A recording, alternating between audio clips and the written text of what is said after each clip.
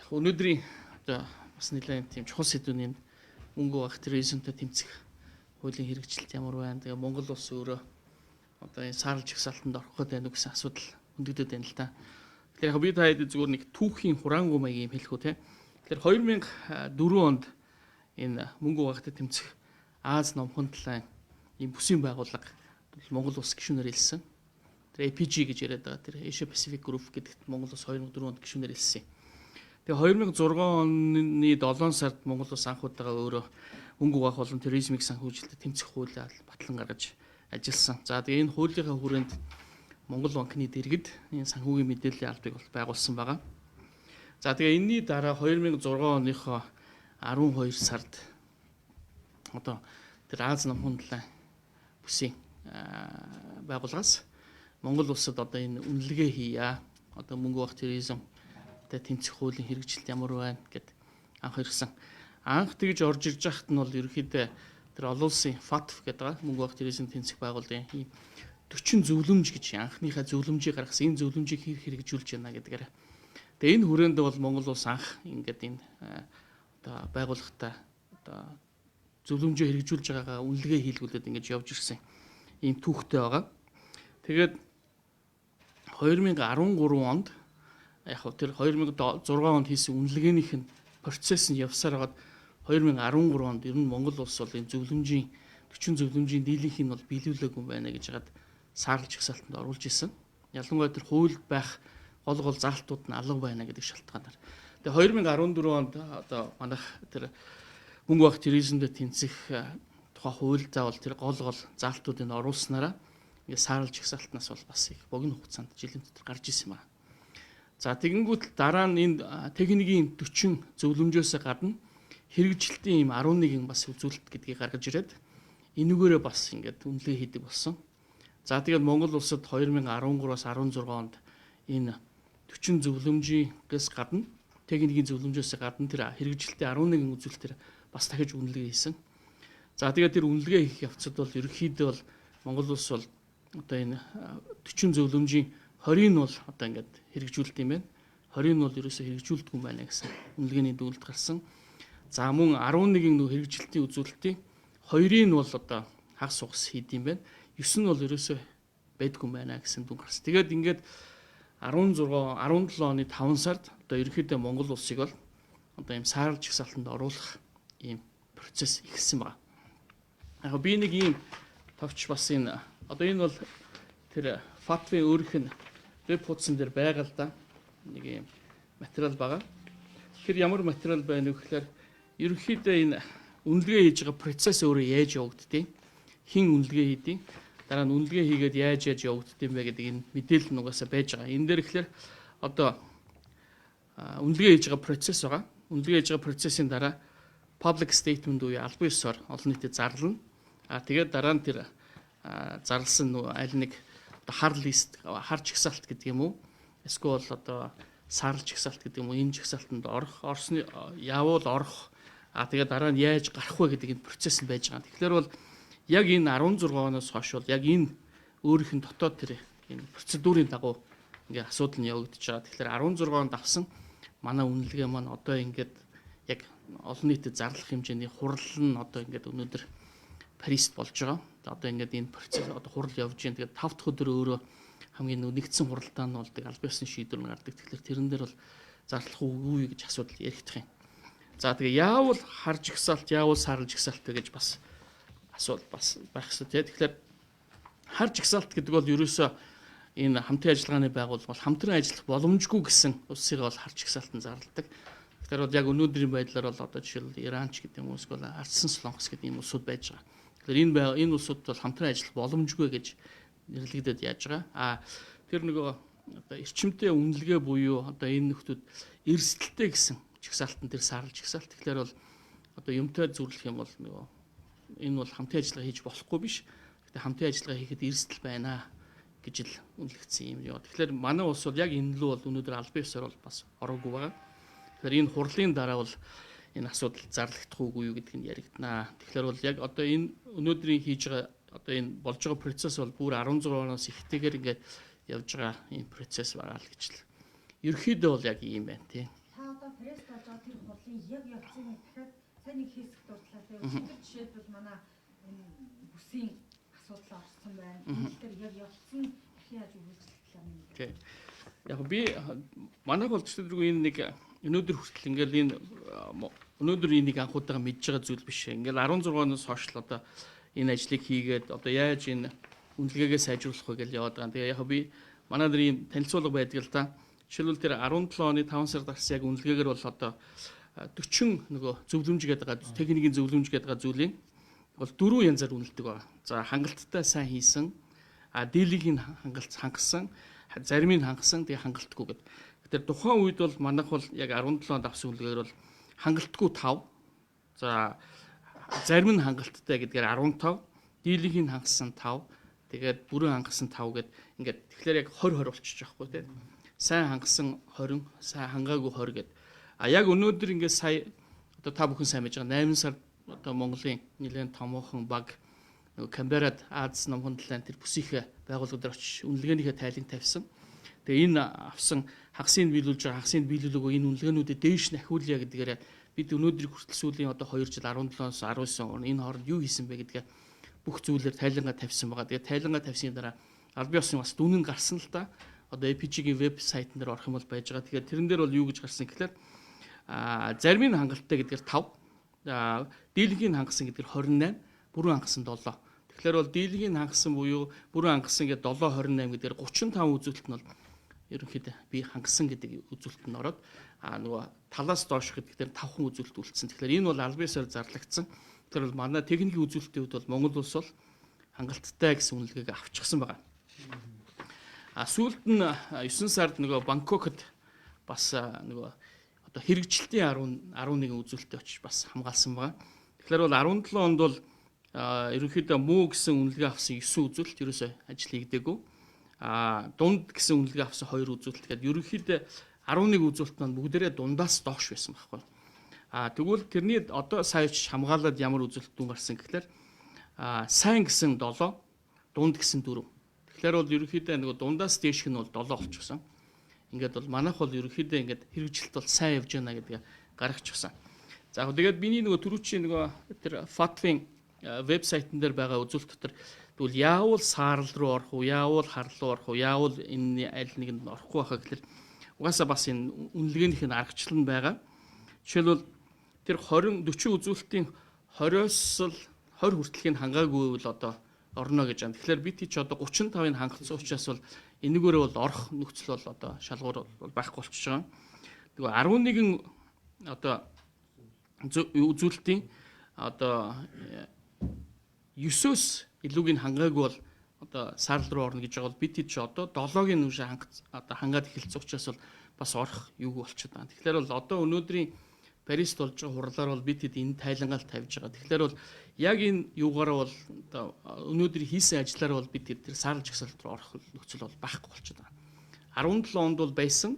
Өнөөдөр 19 онд бол тийм байхгүй. Тэгэхээр одоо процесс нь өөрөө нөгөө ингэж явдаг процессор л явж байгаа учраас одоо яалтж байхгүй тэгэл тэр нөгөө фатвийн хурлаа хийгээд нэг ямар ч байсан нэг олон нийтэд юм зарлах бах. Тэгэхээр бид хэдийг сааралд оруулж зарлах нь оруулахгүй зарлах нь гэдэг нь бол яг биднээс явд бол одоо бол бидэд бол энэ өөрийнх нь тэр шалгуураар бол орохооргүйгээр л болно ажил хийгдсэн байгаа л гэж л үзээд байгаа шүү дээ. Саарал жагсаалт руу орчих юм бол одоо манай улс ер нь тэгэл бараг л хойд солонгос яасах нь одоо төлбөр тооцоо хийж болох нь гадаадд карт хааж байгаа гэдэг ингээл янз бүрийн мэдээлэл яваад байл л да тийм. Хэрвээ саарал жагсаалтанд орчлоо гэхэд манайх тэр ямар сөрөг нөлөөнүүд байх вэ? Олон улсын валютын сангийн хөтөлбөр зогсох уу? Тэгээ энэ хуралд манайхаас хичнээн бүрэлдэхүүнтэй баг оролцож байгаа. Ер нь бол тэр Аз номхон талаа APG уулзалтанд 8 сард бол баг 20 гаруй хүний бүрэлдэхүүнтэй баг очсон. Тайландд бас 20 гаруй хүний бүрэлдэхүүнтэй байсан. Энэ дээр бол угаасаа улс болгонд тоо залтсан. Тэгээ 3 хүний бүрэлдэхүүнтэй баг явсан байгаа. Тэгээд Монгол банкны тэргүүн дэд ерөнхийлөгч Эрдэм билэг ахлаад тэг 3 хүн очсон байж байгаа.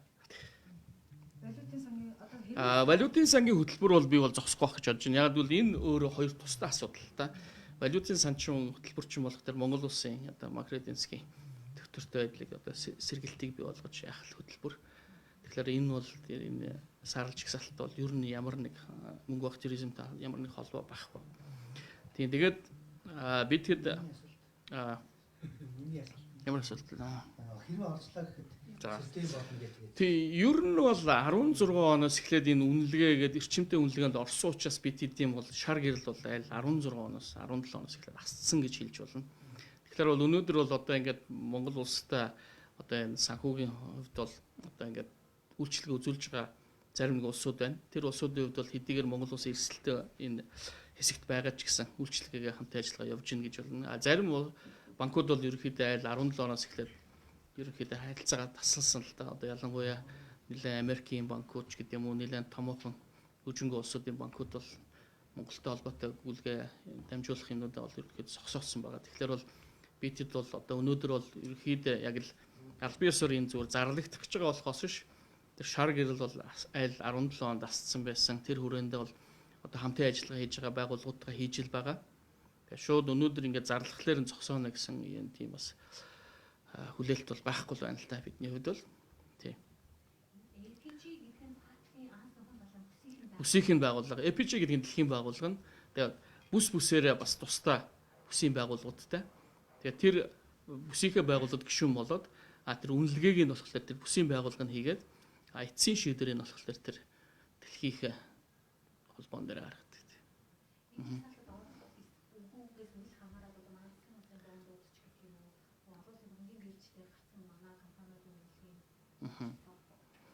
Тэгээ миний нөгөө түрүүч хэлээд байгаа тэр л бид хэд угаасаа энэ үнэлгээний дүн маань айл 17 онд гарцсан. Тэгээд эрчимтэй хяналт гэдэг юм дотор явж байгаа. Энийг яг өөрийнх нь тэр энэ байгууллагын дотоод журмаар бол ингээ үнэлгээнийхээ юмд явж байгаа дараа нь олон нийтэд зарладаг ийм процесс нь явж байгаа учраас яг өнөөдрийн энэ жилийнхээ уулзалтаар Монгол улсыг одоо ингээд одоо орсон байна уугүй байна гэдэг зүгээр зарлах процесс явж болохоос тэр эрчимтэй хяналтанд орно гэдэг маань өөрөө бид хэдэд бараг саарлын хэмжээнд байна л гэж харагдах байна гэж ойлгож байна.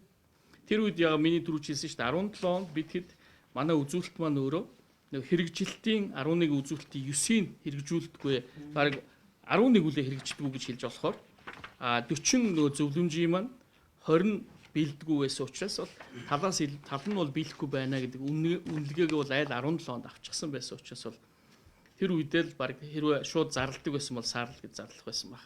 Энэ өөрөө ингээд хяналт хийгээ явж байгаа учраас бол одоо л ингээд нөгөө хурлан хийгээд яг зарлах яг л дистрагаараа явж байгаа л ийм шатараатай явж байгаа процесс л гэж ойлгох хэрэгтэй байна. Энэ хооронд нь 2 жил буюу энэ богино хугацаанд Монгол улс өөрийгөө орхооргүйгээр ямар ч байсан ажиллаа хийчихсэн. Тэгэж бас үнэлүүлсэн байгаа. Ялангуяа тэр Аз намхан талаа бүсийн тэр 8 сард камерад болсон зөвлөгөөнөөс бол аль бие усаар бол Монгол улс бол 35% нь бол талаас илүү юм биелүүлсэн байгаа гэдгийг зарлуулчихсан учраас бол энд бид бол энэ дээр бол өөрсдөө бас тэр саарл руу бас аль бие усаар зарлагдах улсын тоонд бол орохгүй байх гэж найдад байна л да. 11 үзүүлэлтийн одоо манайх 7-гийн бол ерөнхийдөө гайв хангацсан 4 бид байгаа шүү дээ. 4 нь ямар хуу юмуд үлдчихэж байгаа юм. Тэгэхээр яг 4 бол ерөнхийдөө нэг юм 4 үзүүлэлтийг бол одоо та нар заавал хийх ёстой гэдэг одоо үнэлгээ хийсэн нөхдүүд маань одоо манад ингээд зөвлөмж болгоод өгсөн байгаа шүү дээ.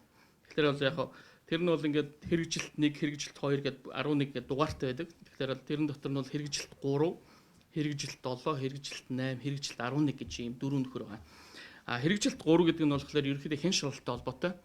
Ялангуяа санхүүгийн бус одоо тийм бизнесийн мэргэжлийн үйлчлэг үзүүлдэг ийм этгээдүүдийн одоо эрсдлийн үнэлгээ хийх ажил байгаа.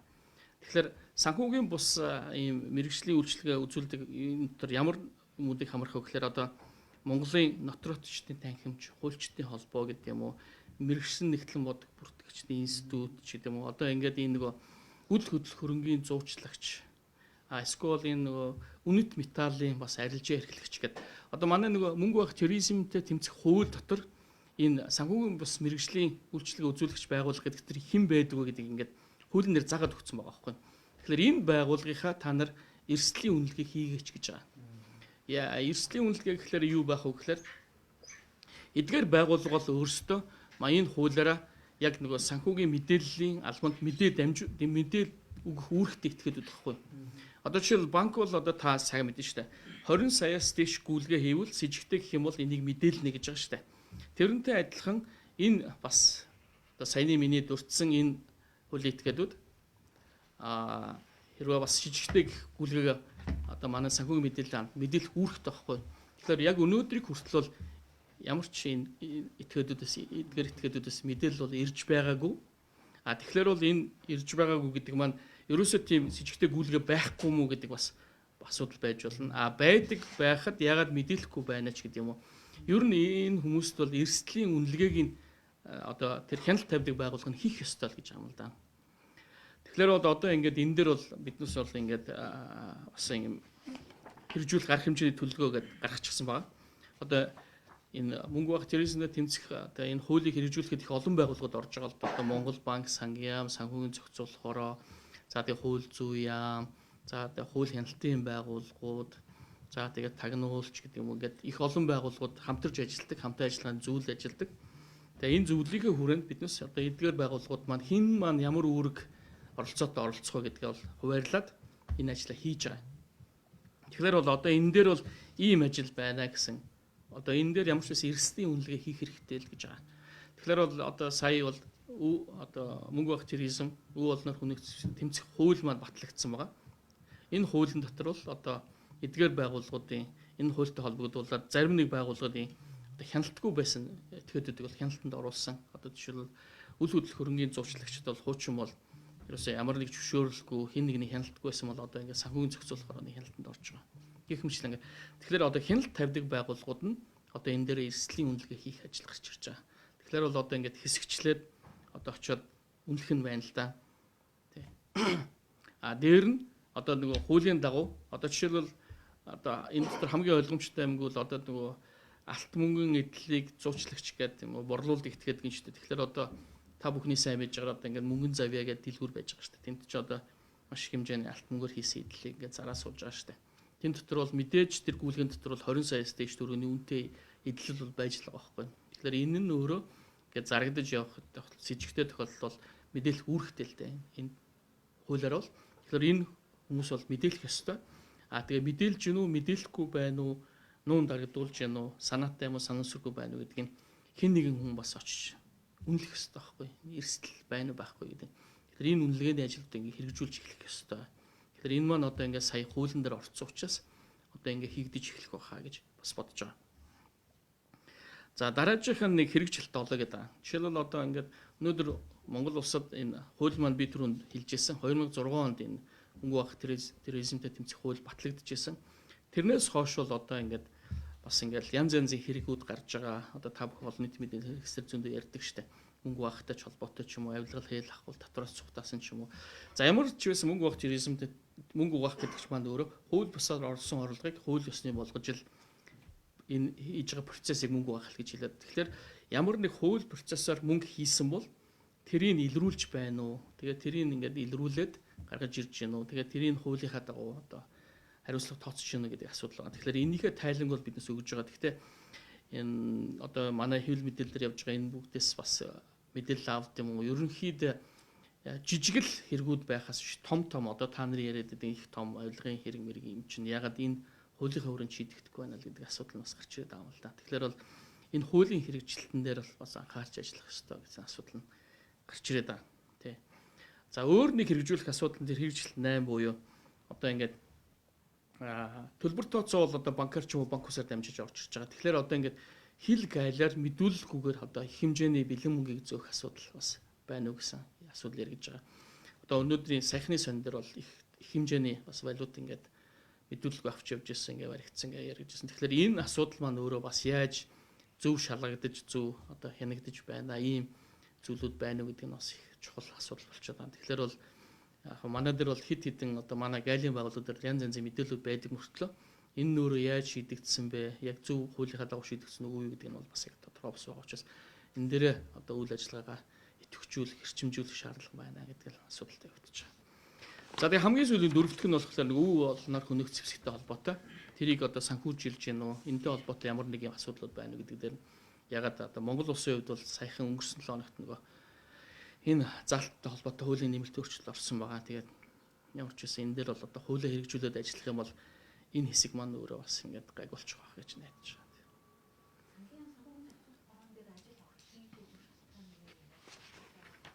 За яг нь миний нөгөө түрүү чи хэлсэн одоо жишээлбэл одоо энэ хэн шалгалттай хэсэг дээр нь ажлаа эрчимжүүлэх гэж байна л та. Тэгэхээр бол одоо ингээд зөрчлийн хэрэг гэдээ гараад байгаа. Одоо банк улсын одоо санхүүгийн зохицуулах хорооны хэн шалгагч нь өөрөө очоод нөгөө зөрчил илрүүллээ. Тэгээд илрүүлээд тавьж байгаа тэр шийтгэлийн одоо зөрчлийн хэмжээ нь өөрөө тэр зөрчлийг дахин давтагдахгүй байх, дахиж гаргахгүй байх гэдэг дээр бол тийм сайн нөлөөтэй биш байна гэдэг талаас нь бас олон улсын шинжиж хэлээд байгаа. Танайхан бол яг зөрчил илрүүлж байна. Гэхдээ энэ зөрчил давтагдаад гараад байна. Бүр зогсох юугаар байна. Тэгэхээр бол энэ арга хэмжээний одоо хэмжээг томсгох хэрэгтэй. Зөрчлийн хэлбэрийн зөрчил торгуул юм өндөр байх хэрэгтэй. Зогсохоор хэмжээний арга хэмжээ авах хэрэгтэй бол гэж яригдаад байгаа л та. Энэ нэг утас дуурайд. Хамтад шийдвэр гаргана. За сарлж ихсэлтэнд оруулах боломжтой. Орохгүй зөв ингийн эрчимтэйгээс гараад. Тэгээ ерөнхийдөө ингээд өргөтгсөн эрчимтэй хяналт гэсэн юм явж байгаа. Яг сая сүүлд тэр Австралид болсон нөгөө бүсийн хурлаас бол тэр эрчимтэй гэдэг нь бол байхгүй болсон. Өргөтгсөн хяналт гэдэг нь бол байж байгаа. Тэгээ мэдээж энэ ажлуудыг 100% биелдэл бол мэдээж тодорхой хэмжээний хяналт байх нь ойлгомжтой. Тийм тэгэхээр бид байн нөгөө одоо давтамжтайгаар одоо ямар ахиц дэвшил гарваа гэдгээ байн мэдээлж явах хэрэгтэй. Тэгээд тодорхой хэмжээний үр дүн түрээд ирэхлээр нөгөөдөл угаасаа энэ Монгол улсыг хянах шаардлагагүй гэвэл тэгээд заавал хяналтын процесс байх болно гэсэн үг тийм.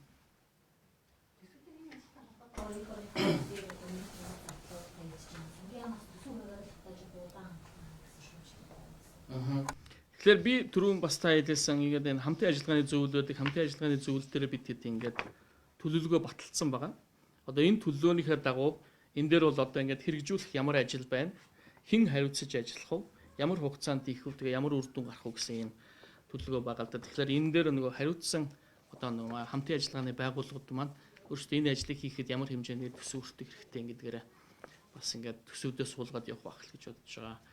Ер нь бол одоо энэ бол одоо тэр байгууллага хийх ёстой, энэ байгууллага хийх ёстой гэж ажил гэж Монгол банкны зүгээс үзэхгүй байгаа. Яг гэвэл манай дээр нөгөө санхүүгийн мэдээллийн алба байдаг.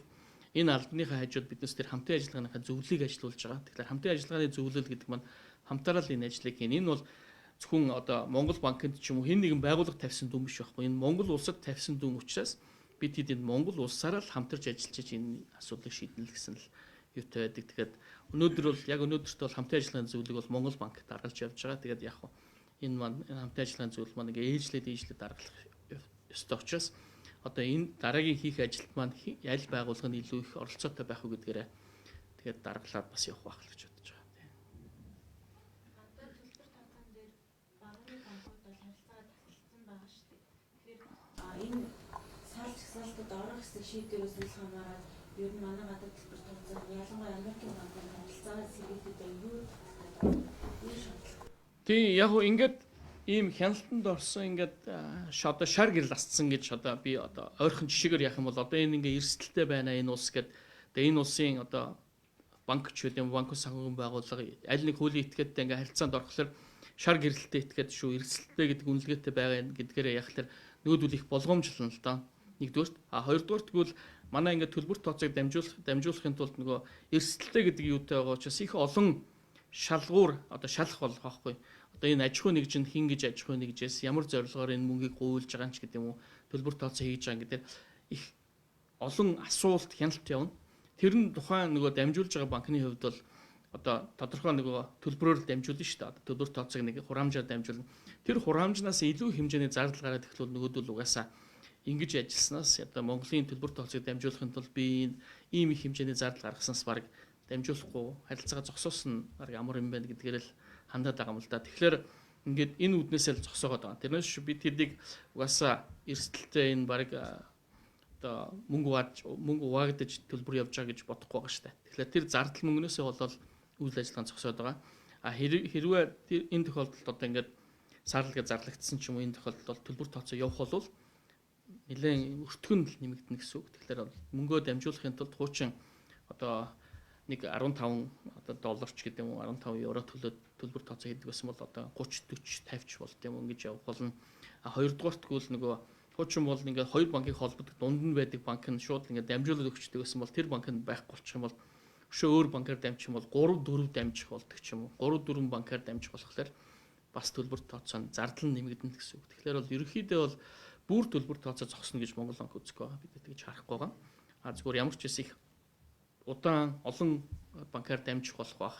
Тэр хэмжээний зардлууд нэмэгдэж гарах болох байх. Тэгэхээр нэлээд жоохон удаашрах байх. Одоо бол өнөөдөр олон улсын төлбөр тооцоо бол ерөнхийдөө 2 хоногт явчихж байгаа. Тэгэхээр бол энэ 2 хоног биш бүр 5 6 хоног ч юм уу 7 хоногор явах хэмжээнд очих байх гэж харж байна. Одоо тэгээд хатан манайхад саард орохгүй байна гэдэг. Тэгээд нөгөө тэдний үзээд байгаа эрсдлүүд ингээ буурчлаа гэвэл тэр төлбөр тооцооных нь өмнө хүртэх нь багасах боломж байна. Одоо тэгэхээр нэгэнт биднээс тэр нөгөө эрчимтэй үнэлгээ ч юм уу тэр шар гэрэл байхгүй болчвол нөгөө цаана мөнгө төлбөр тооцоо хийж байгаа хамтын ажиллагаа хийж байгаа хүний хувьд бол тэгж шалгаад байх процесс нь угаасаа амархан болох учраас тэрэн дээр зардал баг гараад хэвийн юундаа л орно гэсэн үг шүү. Бусад улсуудтай л адилхан болно гэсэн үг байна.